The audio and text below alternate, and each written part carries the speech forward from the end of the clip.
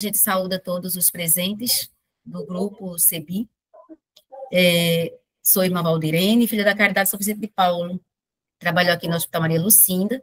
E a nossa equipe, que foi já apresentada, mas que se debruçou, foi justamente, além do que Sebastião falou, teve também Netinha e Madalena algumas contribuições. Queremos, em primeiro lugar, agradecer a nosso Senhor, não é, pela oportunidade que Ele nos dá de estarmos aqui para refletir sobre a mensagem, não é, do Evangelho, mas a mensagem do cotidiano, o nosso chão, o nosso dia a dia. E a gente, nesse agradecimento, a princípio, eu chamaria Thelma para fazer dito estas palavras, para fazer esse momentinho de abertura espiritual. Neste momento, vão nos deixar nos conduzir pelo Espírito Santo, esse Espírito que nos conduz, que nos ilumina, que nos fortalece e nos dá coragem de estarmos aqui, para seguirmos esse caminho de Jesus Cristo, o próprio caminho é Ele. Então, somos pessoas, estamos aqui porque somos pessoas que seguimos esse caminho.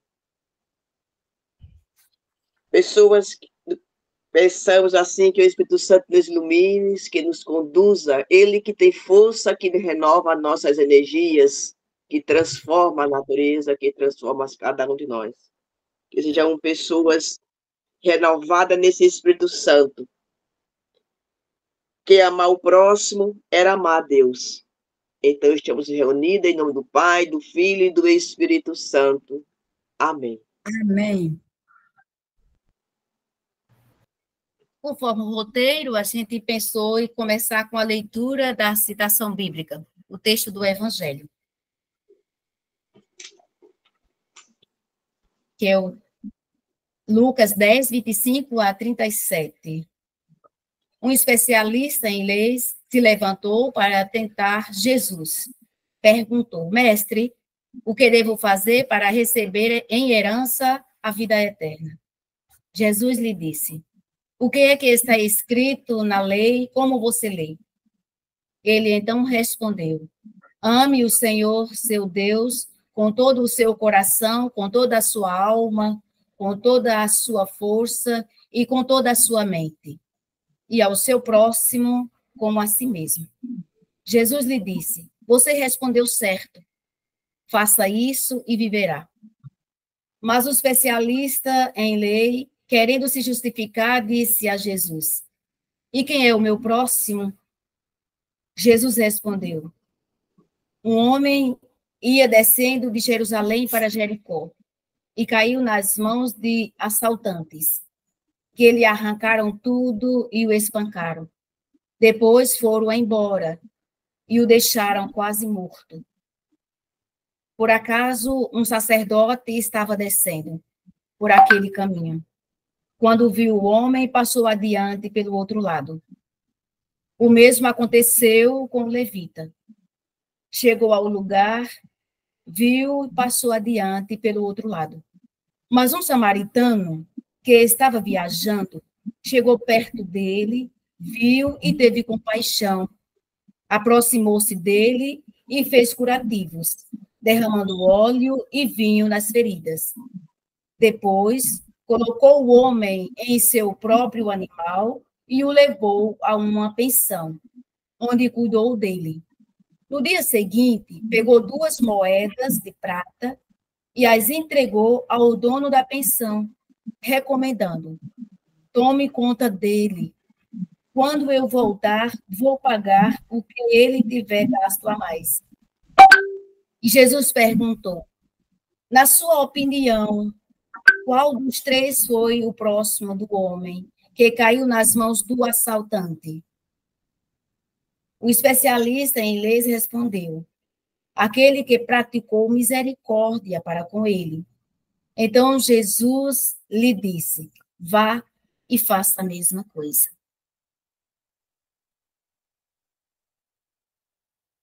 Agora passo para a Thelma para fazer a contextualização do texto. No Evangelho está toda a vida e ensinamento de Jesus. Lucas apresenta seu enredo com uma teologia própria, fazendo uma releitura do Primeiro Testamento.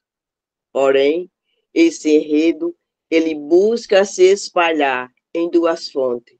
O Evangelho de Marcos é a fonte que...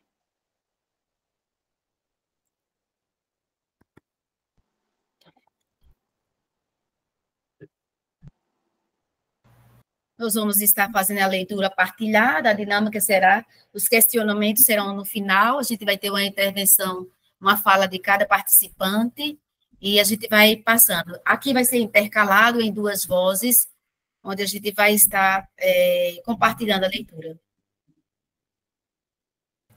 Netinha, que dá continuidade com Madalena. Estão presentes?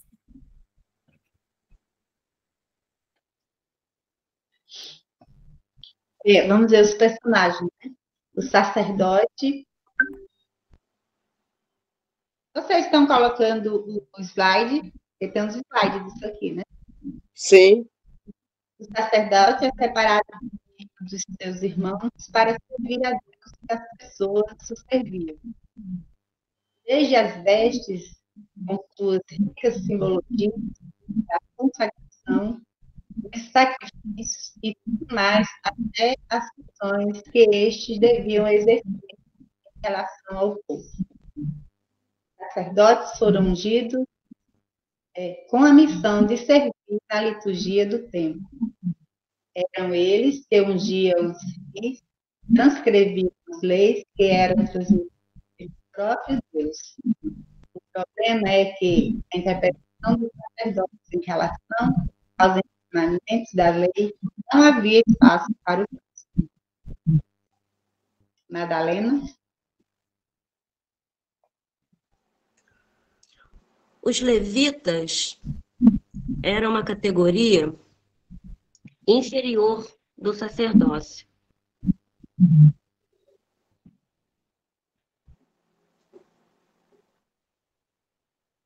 Inferior de sacerdócio. Mas houve uma grande contribuição na organização dos cultos e sacrifícios, e também nas questões que dizem respeito aos rituais, de modo que era importante a sua posição na sociedade judaica. Depois dos sacerdotes, eram eles que se encarregavam dos cuidados com animais para os sacrifícios e mesmo a forma de os realizar. Realizavam tarefas no templo conforme as instruções do sacerdócio. Apesar de possuírem responsabilidades inferiores no templo em Jerusalém, tinham voz na sociedade. É importante notar que os levitas eram os responsáveis pela arca e pelo cuidado antes do reinado de Davi, que depois colocou os sacerdotes sadoquitas em seu lugar, constituindo uma casta até os tempos do reinado romano.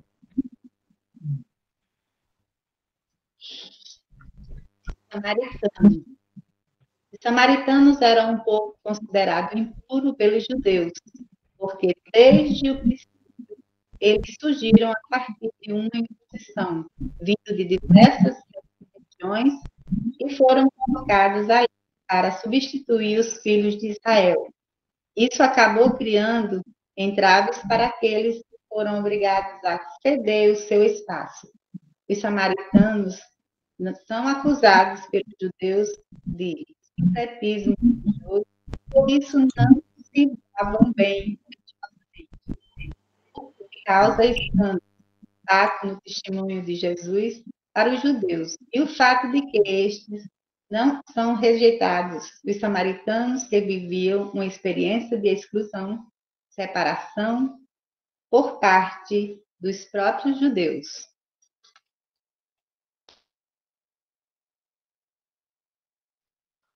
Os doutores da lei eram homens que estavam ocupados com o ensino, a educação, evangelização e catequese do povo, interpretando a lei conforme as tradições.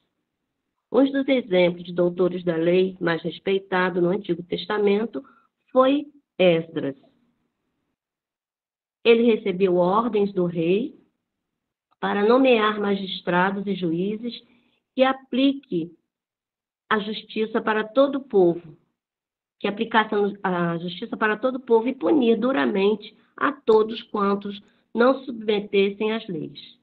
Ele que liderou o segundo grupo de retorno de israelitas da Babilônia, em 457, antes da Era Comum. Esdras tinha um vasto conhecimento das leis e, como líder, imputava aos demais viver as normas e ensinamentos, que eram ao todo 613. Certamente ele era o modelo para todos os doutores da lei.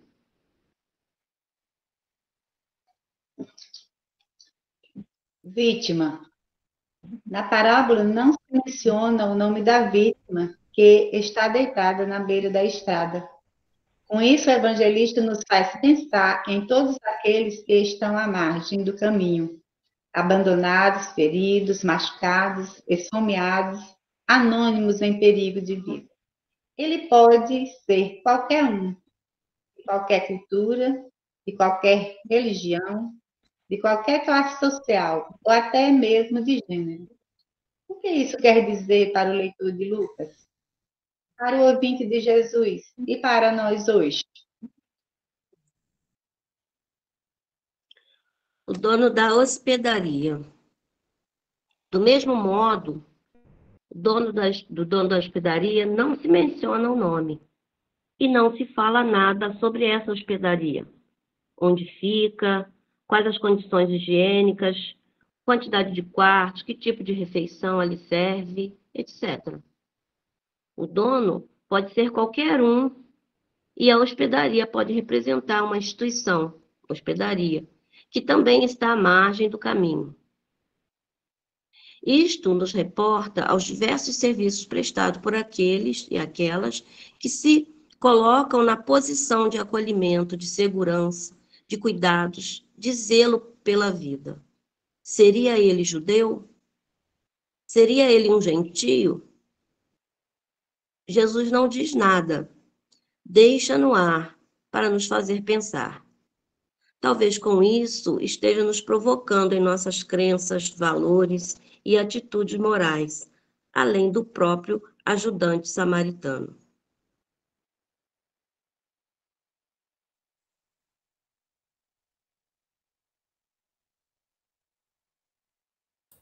Aquelas perguntas que foram feitas lá na sequência da vítima são perguntas de reflexão para silenciosamente trazermos para nós hoje. Nós contemplamos a realidade de Lucas, das comunidades.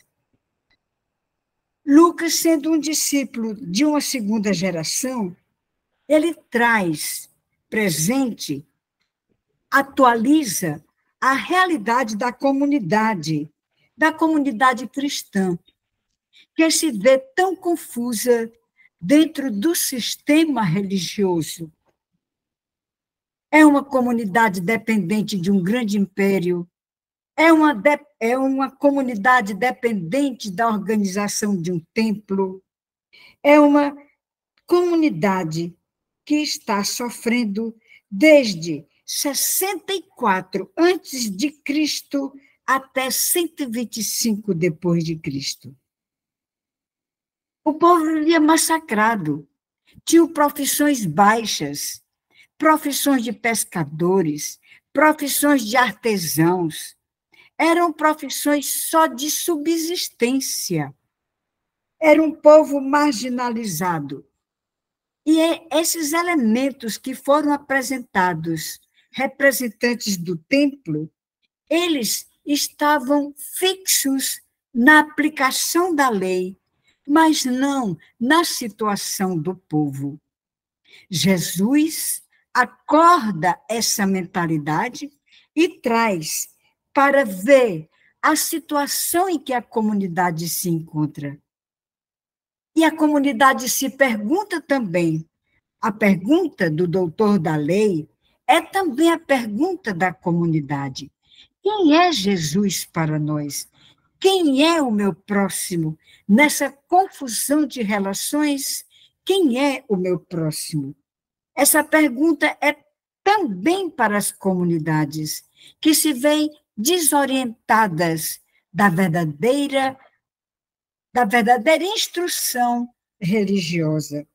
Então, os pescadores, os doentes, os cobradores de impostos, as mulheres, as crianças, os trabalhadores braçais, agricultores, aqueles que defendiam a vida na carpintaria, os diaristas, os estrangeiros e todos os marginalizados.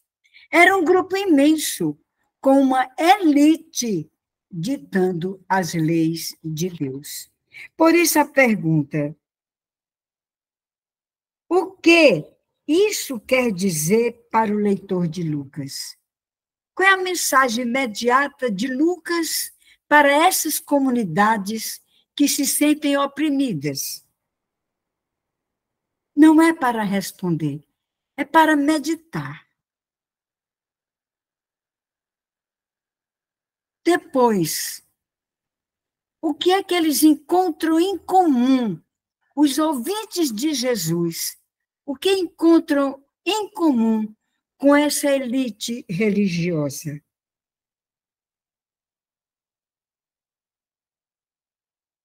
E para nós hoje, o que encontramos de comum entre os ensinamentos institucionais da fé, entre as instituições que transmitem a fé e o povo na situação do caído da estrada? São questionamentos que nós silenciamos no coração para entrarmos profundamente na mensagem.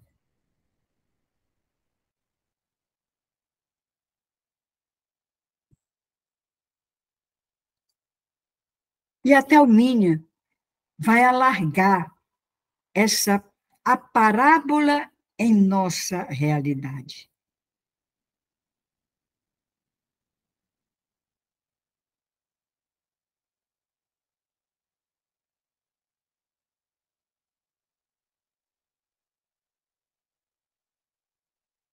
Thelma?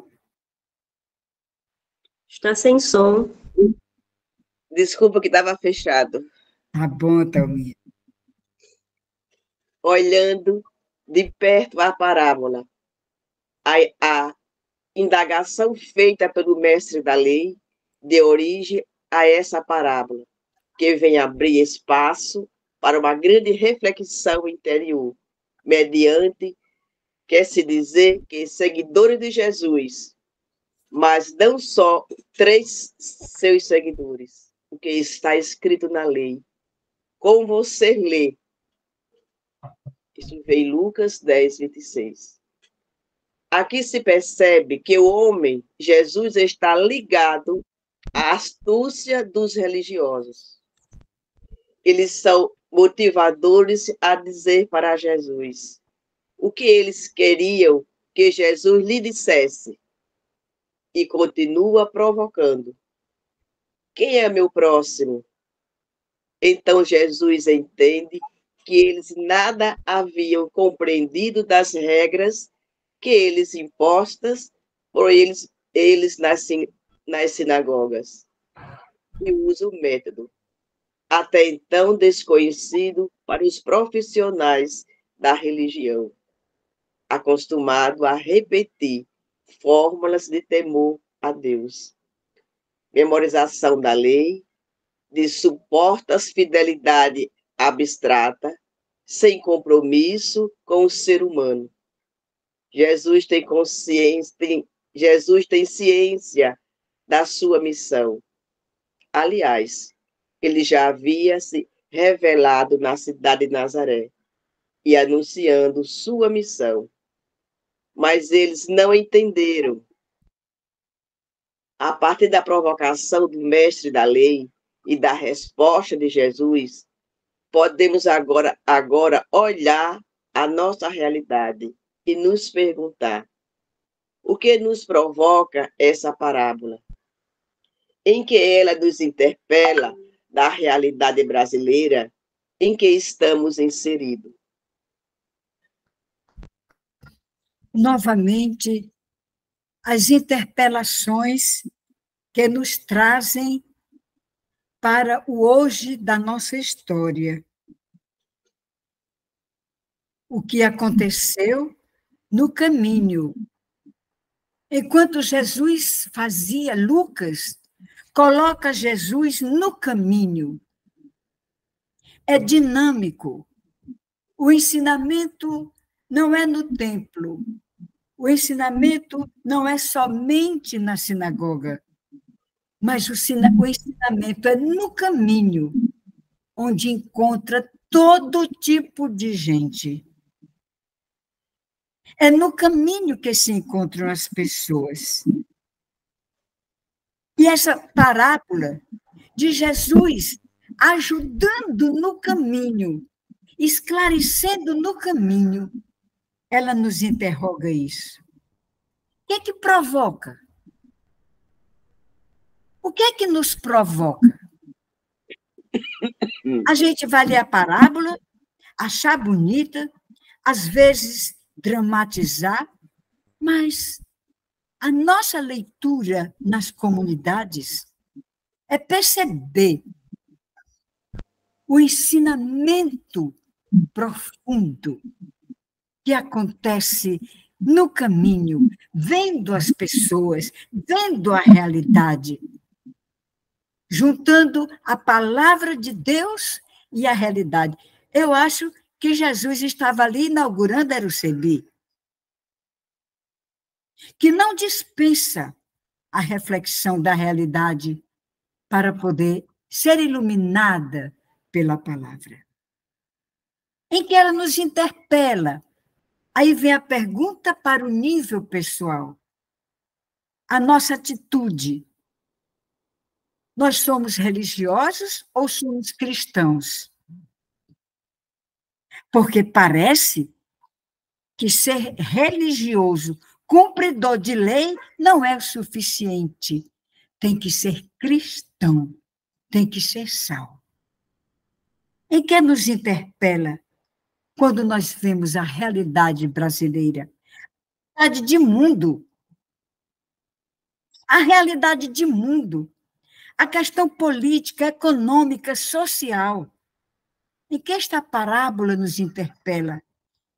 Que pergunta nós fazemos sobre o que está caído? Será uma pergunta moral? Ele bebeu? Ou será uma pergunta estrutural? Jesus conta a parábola situando aquele homem desconhecido dentro de uma realidade estrutural. Ele foi assaltado, ele foi ferido, ele está dentro de um contexto de conflito na sociedade.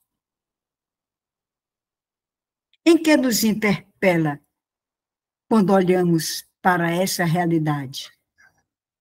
Quando visualizamos, escutamos as tragédias no Brasil, no Rio Grande do Sul, as tragédias, os focos de guerra no mundo inteiro. Não é só Israel e o Hamas. É no mundo inteiro. Guerras silenciosas, mas mortíferas. Nós estamos inseridos com que clareza da palavra? E nós entramos, então, com a Thelminha novamente. Thelma, como é que está a parábola em nossa realidade, fazendo essa ligação com o que você proclamou antes e agora? Como é que a gente está vendo a realidade?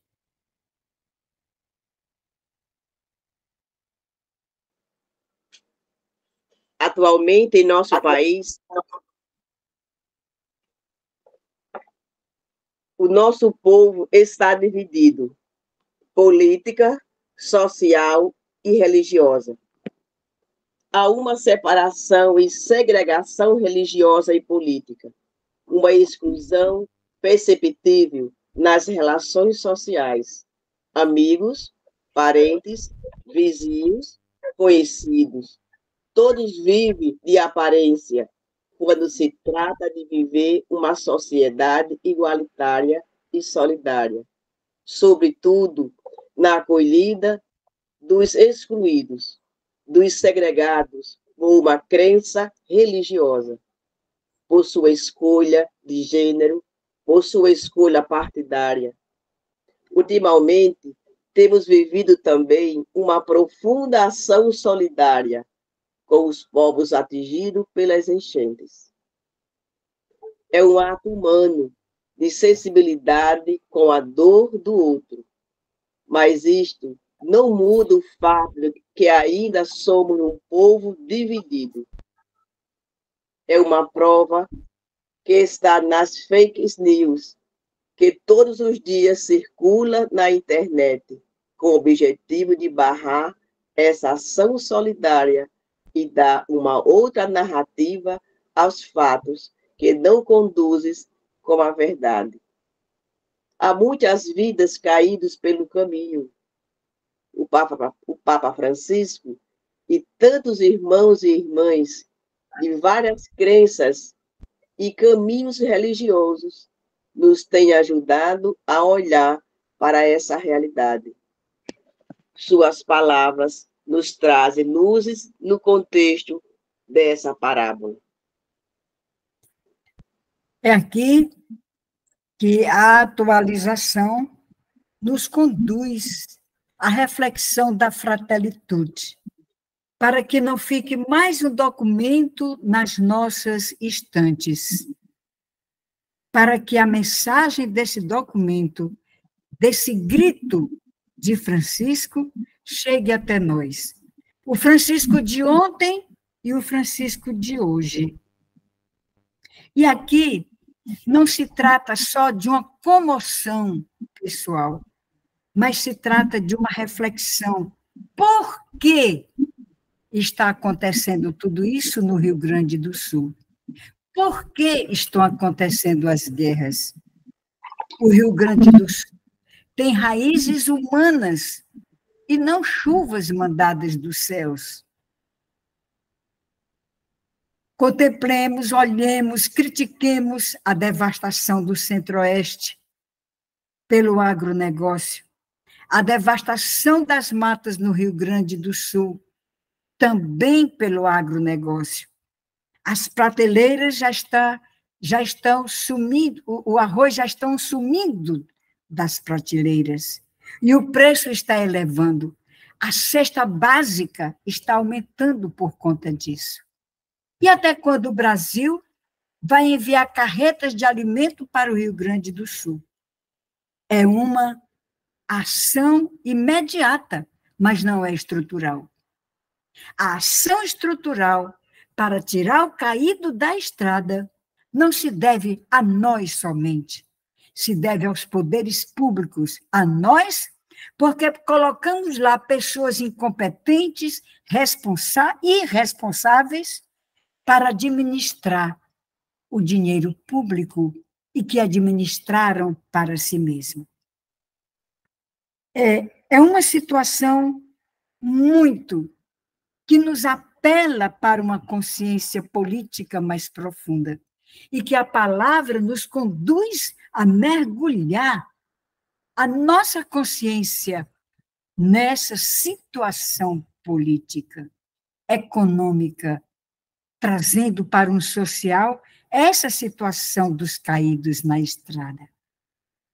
Muito, muito forte isso. A palavra meditada não pode abrir mão dessa reflexão da realidade. E aí nós entramos na parte que pode concluir a nossa reflexão e partirmos para as nossas considerações, para a nossa partilha, para a nossa reflexão, trazendo mais luzes para esse texto.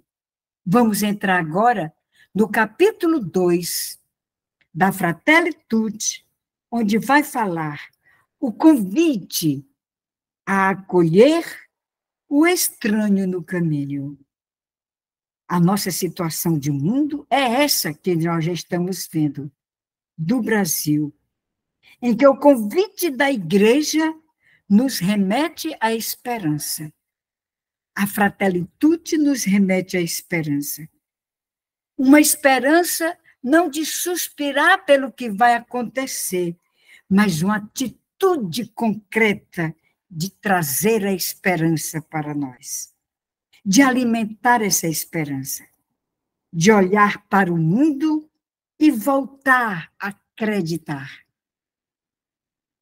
Quando a Gaudium et Spes foi escrita no Concílio Vaticano II, já acenava para essa globalização do sofrimento e da miséria no mundo, que ameaça a alegria e a esperança. Mas ela diz assim: as alegrias, as esperanças, as tristezas, as angústias dos homens de hoje, sobretudo dos pobres e de todos aqueles que sofrem, são também as alegrias, as esperanças, as tristezas, as angústias dos discípulos de Cristo e não dos mestres que têm a lei na mão. São também as alegrias e as esperanças, as angústias e as tristezas dos discípulos de Cristo. E nada existe verdadeiro humano que não possa encontrar eco no coração de Deus. Isso disse a Gaudium et Spes, página esquecida há mais de 50 anos atrás. A carta Fratelli Tutti dedicou um capítulo inteiro iluminada com a parábola do samaritano, feita para nos interpelar. As nossas instituições religiosas, a nós mesmos. Ela assinala que, desde a criação do mundo e do ser humano, a Bíblia nos tem provocado, insistido com o desafio das relações. Não é só tapinha na costa, é relações includentes, social, política e religiosamente. O número 58 cita o livro de Jó, para nos lembrar o quê? Que temos um Criador único, portanto, a fraternidade é universal.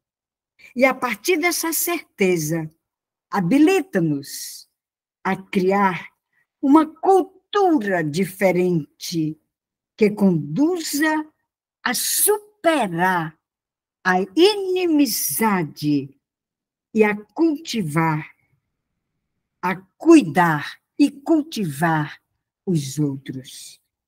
Lembramos Jó como um ferido pelo sistema da exploração dos impérios. E o templo que faz essa pergunta, o representante do templo que faz essa pergunta, tem uma prática de exploração na condução da palavra.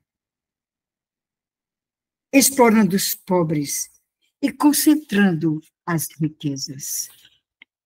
A parábola tem o objetivo de alargar o coração, a fim de não excluir o estrangeiro, e faz o povo recordar que um dia foi estrangeiro no Egito.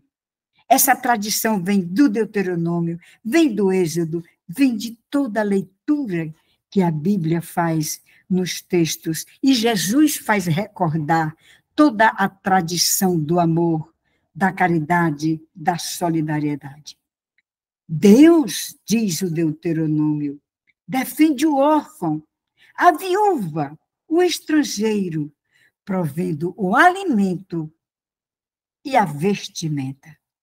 Então, voltar o nosso coração a essa parábola, imitar os gestos dos samaritanos, voltar o nosso coração a esta parábola e olhar para ela para transformar o nosso coração, para superar a tendência de limitar o amor aos próximos. E por isso, rememora a misericórdia de Deus. Olhar com compaixão para o abandonado.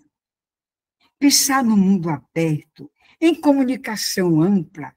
Estamos chegando com essa tal dessa inteligência artificial, mas pensar na partilha dos dons, da solidariedade, de novos critérios de justiça.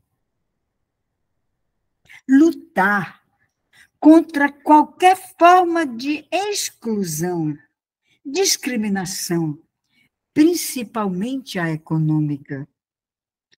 E eu quero dizer que em todos os espaços nós caímos nessa tentação de exclusão. Não perdoa-se nem os espaços religiosos. Isso é na sociedade laica, mas na sociedade religiosa, esses pecados persistem.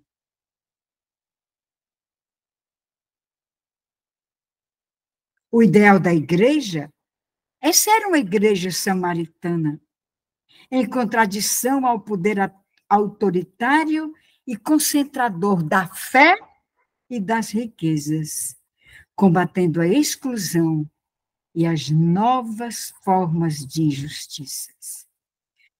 O Carlos Mestres, a irmã Mercedes Lopes, Ouro Fino, que sempre a gente escutou e estudou e aprofundou, ele diz uma palavra tão bonita no seu livro O Avesso é o Lado Certo.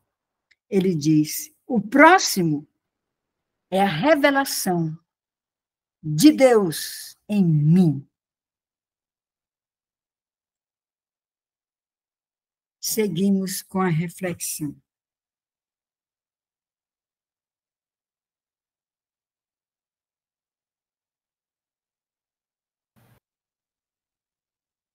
A parábola nos leva a refletir, depois dessa linda reflexão aí, como atualizarmos essa parábola para a nossa realidade hoje, em nossas instituições religiosas ou civis, quais os desafios para construirmos a amizade social no mundo hoje? Quais os desafios enfrentados pelas pessoas que vivem à margem, a quem são e quem são tu, elas? O que essa parábola nos leva a repensar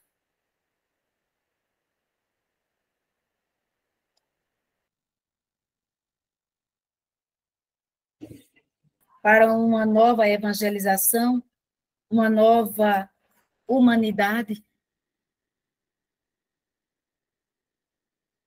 Essas questões postas nos levam a refletir. E aí a gente abre um pouco o debate para essa questão com as contribuições. Mas antes nós vamos fazer a oração da Fratelli Tutti, falamos juntos, já concluindo estamos chegando já nas considerações finais, e agradecendo a equipe, de modo particular a irmã Áurea, não é, que trouxe tantas luzes para a gente vai ofertando no coração de Deus tudo o que foi realizado nesta oração, que está no texto da carta Fratelli Tutti. Senhor e Pai da humanidade, que criaste todos os seres humanos com a mesma dignidade Infundir em nossos corações o espírito de irmãos. Inspirai-nos o sonho de um novo encontro, de diálogo, justiça e paz. Estimulai-nos a criar sociedades mais sadias e um mundo mais digno, sem fome, sem pobreza, sem violência, sem guerras. Que o nosso coração se abra a todos os povos e nações da terra, para reconhecer o bem e a beleza que semeastes em cada um deles, para estabelecer laços de unidade, de projetos comuns, de esperanças compartilhadas. Amém.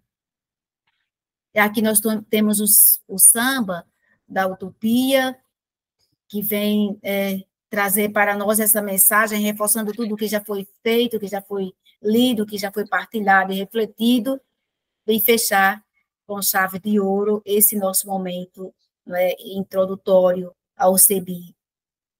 Eu gostaria de fazer, Valdirene, companheiras e companheiros da palavra, companheiros do caminho com a palavra, eu queria fazer uma proposta, que nós abríssemos e, quando fosse para terminar o nosso encontro, que nós escutássemos o samba. Pode ser? É uma pergunta. Por mim está perfeito. Alguém pode reagir do grupo? Porque sim, pode sim. Não pode, é bom, irmã. Não é bom, Humberto, a gente Com certeza. escutar o samba e depois fazermos as nossas considerações, a partilha, porque o samba está incluído nessa grande reflexão, nessa grande atualização, tá bom? Então, isso mesmo, irmão. Então, vamos lá, no samba. Se o mundo ficar pesado, eu vou pedir emprestado a palavra poesia. Se o mundo endurecer, eu vou rezar pra chover. Palavra, sabedoria. Se o mundo andar para trás, vou escrever num cartaz a palavra energia.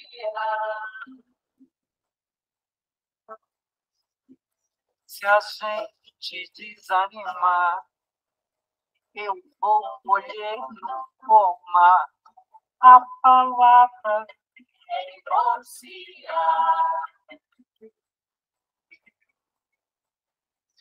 Se acontecer afinal de entrar em nosso quintal a palavra tirania,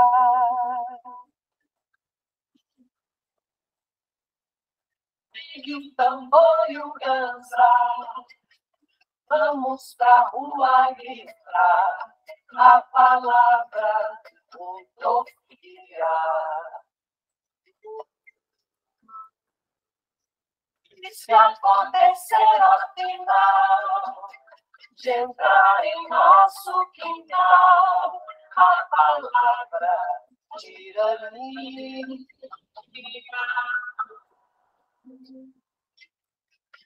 e o tambor e o ganzá, vamos pra rua gritar a palavra utopia.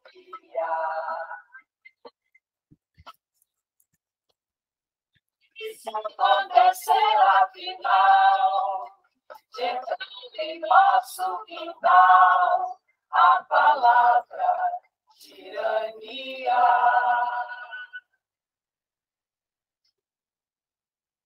pegue o tambor e o ganzá, vamos pra rua gritar a palavra utopia.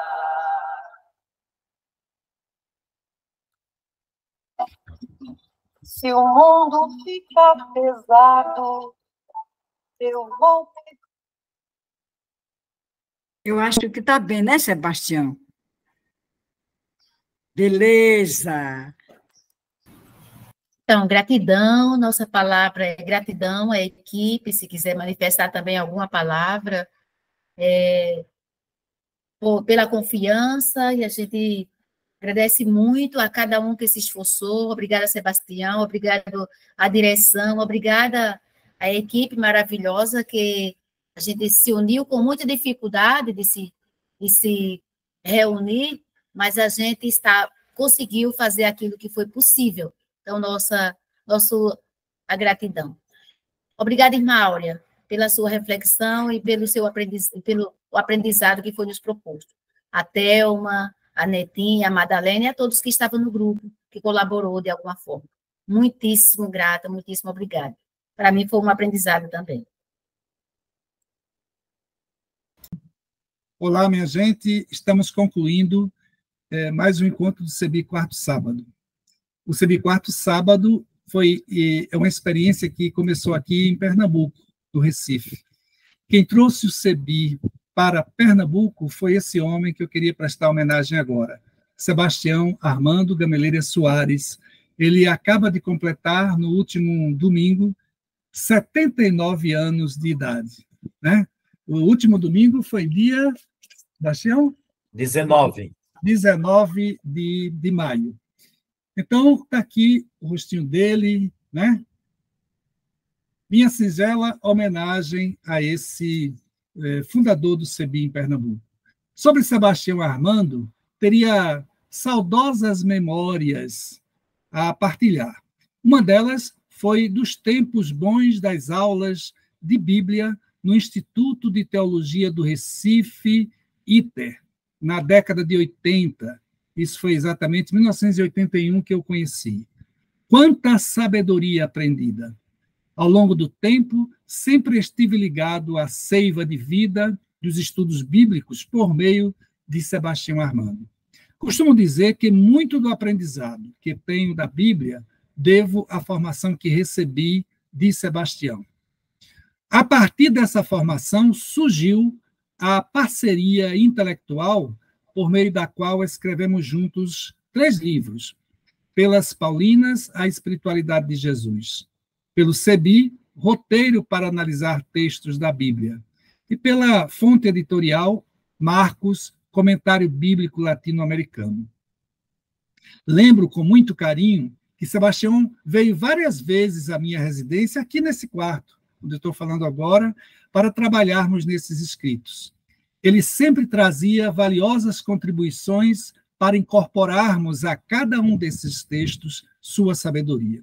Claro que, no final desses livros, esses livros ganharam qualidade, sendo apreciados e reconhecidos até hoje por seu valor acadêmico e pastoral na área dos estudos bíblicos. Esses livros estão em catálogo, vocês podem conseguir nas editoras que acabei de citar. Fica a sensação em mim de que tudo que Sebastião Armando toca ganha sabor especial, vira algo profundo que nos dignifica enquanto humanos. É uma honra manter a amizade de tantos anos com Sebastião, Madalena e toda a família. Parabéns ao casal pelas bodas de ouro. Parabéns, Sebastião, pelos 79 anos de testemunho cristão. Você, tal como Dom Helder, é um dom em nossas vidas. Enfim, por meio da Bíblia, Sebastião Armando Gameleira Soares sempre nos faz o convite para, no caminho, encontrarmos Jesus. A seguir, algumas fotos da comemoração dos 79 anos de Sebastião e início das comemorações dos 50 anos de casamento de Sebastião e Madalena. No ano que vem vai sair, inclusive, livros comemorativos a esses 50 anos. A celebração contou com familiares, amigos e ex-alunos em sua casa, no Alto do Moura, em Caruaru. As fotos falam por si mesmas da alegria coletiva em comunidade. Aí vocês percebam o grupo que lá estava, né, no alpendre de sua casa, no primeiro andar. Aqui está o casal, o belo casal, né, Sebastião e Madalena. Aqui estamos nós, ao lado aqui, em postura de oração, do lado direito de Madalena, está o Everaldo, Padre Everaldo, né, que foi ex-aluno dele, meu colega de sala durante o ITER, e outras pessoas amigas. Aqui está a família de Sebastião lá presente, suas 3 filhas, genros, netos, né? Aliás, são as 3 filhas, Madalena e os seus netos. Aliás, tem um filho também, que é esse aqui, que está aqui, o filho do coração deles. Aqui também estamos nós, seus ex-alunos lá presentes. Tem um aqui que ficou do lado direito, não apareceu na foto, mas somos todos ex-alunos dele, estamos prestando essa alegria, uma alegria, essa comemoração, essa homenagem ao Dom. Obrigado, Dom Sebastião. Você é um dom em nossas vidas. Muito obrigado mesmo. Fica essa homenagem.